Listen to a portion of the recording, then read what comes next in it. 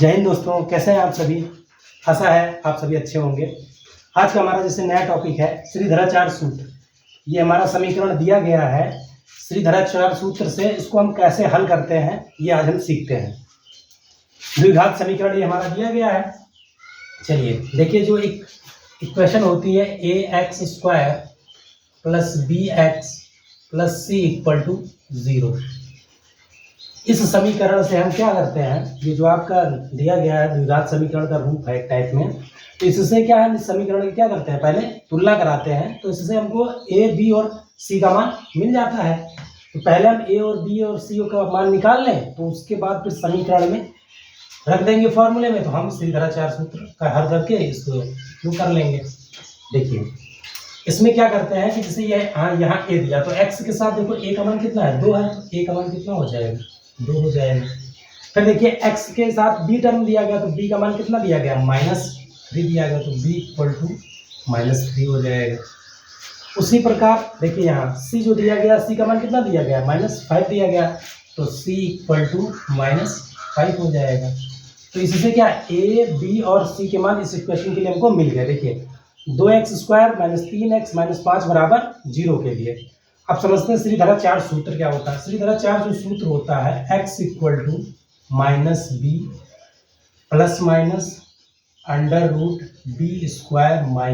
4ac/2a, ये हमारा श्रीधराचार्य सूत्र होता है। हमने a, b, c का मान क्यों निकाला, इसीलिए निकाला कि इस वाले फॉर्मूले में हमें b, a और c के मान इस पे हम पुट कर सके। तो इसीलिए हमने क्या, एक द्विघात समीकरण से इसका सारे का मान निकाल लिया। देखो ये जो 2 दिया गया, a का मान हो जाएगा, b का मान -3 और c का मान -5 हमारे पास है।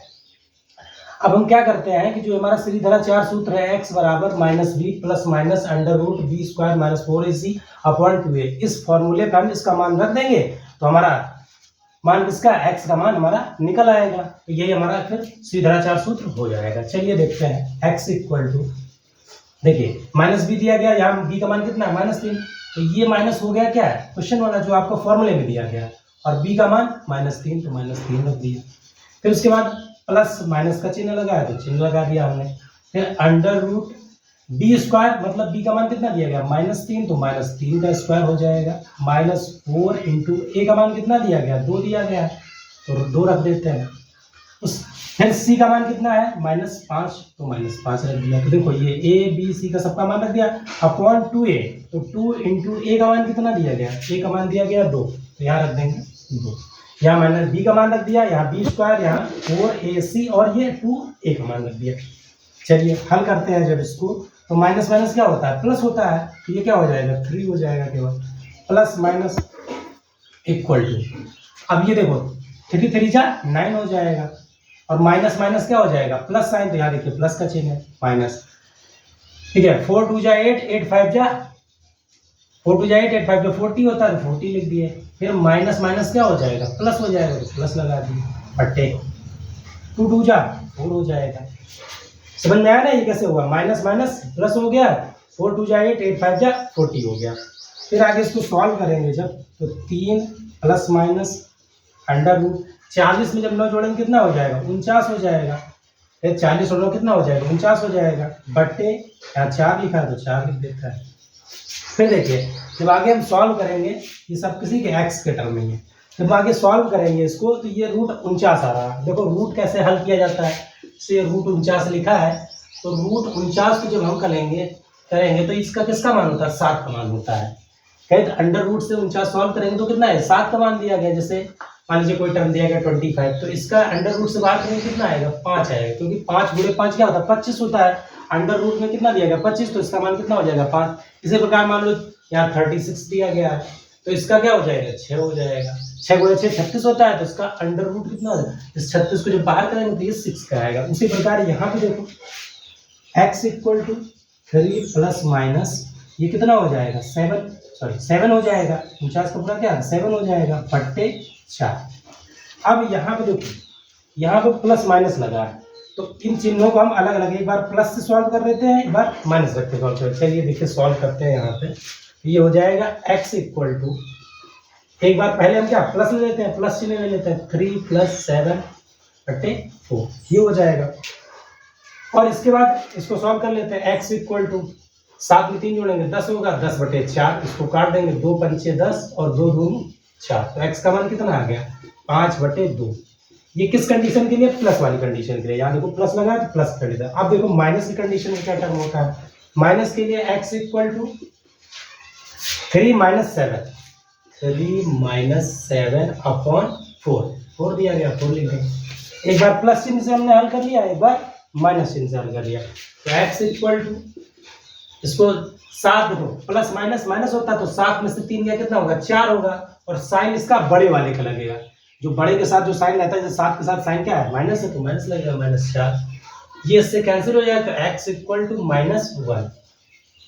तो हमारे क्या दो मान होंगे, x प्लस 5/2 और x इक्वल टू -1 हो गया। तो देखिए x का मान क्या प्लस वाला हमारा हो गया, x बराबर 5/2।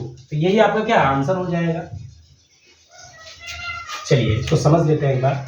पहले ये समीकरण दिया गया था, इसकी तुलना हमने किससे कराई थी, समीकरण से ax² + bx + c। तो हमें यहाँ से क्या मिल गया, a का मान क्या 2 मिल गया, b का मान -3 मिल गया, c का मान -5 मिल गया। अब देखिए श्रीधरा 4 सूत्र हमने लिखा है, ये हमारा क्या श्रीधरा 4 सूत्र है, x equal to -b + √b² - 4ac/2a। ये हमारा क्या श्रीधरा 4 सूत्र का फॉर्मूला हो जाता है। अब इस पे हम वैल्यू रख देते हैं। b का मान -3 था, मैंने -3 रख दिया। यहाँ देखिए b का मान -3 का स्क्वायर हो गया। उसके बाद 4 × a का मान कितना दिया था 2, a का मान 2 रख दिया गया।